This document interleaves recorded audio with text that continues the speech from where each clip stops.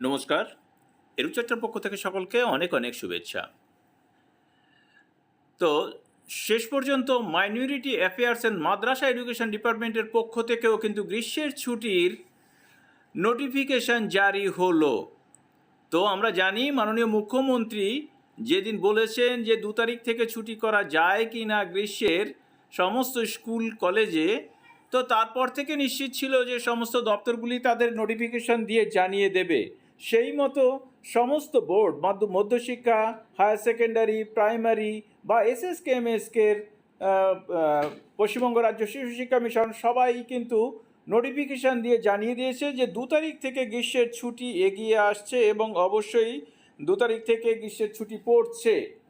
এর কারণ হিসেবেও জানানো হয়েছে যে প্রবল দাবদাহের কারণেই এটা হচ্ছে।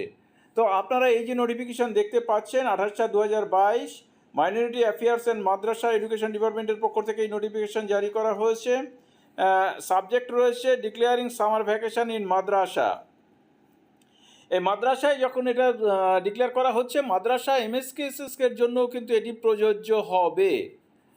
তো যাই হোক, তো এখানে 2 তারিখে যে ছুটি ঘোষণা করা হলো 2রা মে থেকে 15ই জুন পর্যন্ত কিন্তু এই ছুটি রয়েছে। যতক্ষণ পর্যন্ত না নতুন করে আর নোটিফিকেশান আসছে বা নির্দেশ আসছে ততক্ষণ এই ছুটি বলবৎ থাকবে।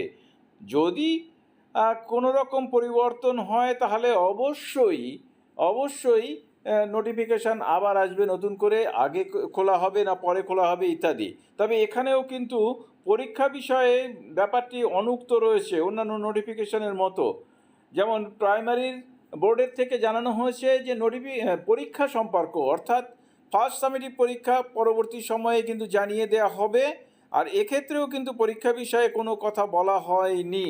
অর্থাৎ ধরে নেওয়া যেতে পারে যে পরীক্ষার জন্য নতুন নোটিফিকেশান আসবে।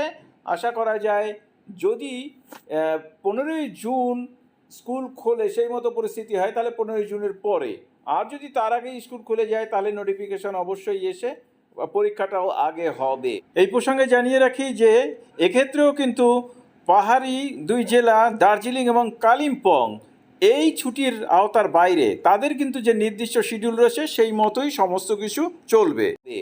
সকলকে ধন্যবাদ জানিয়ে শেষ করছি। ভালো থাকবেন, সুস্থ থাকবেন।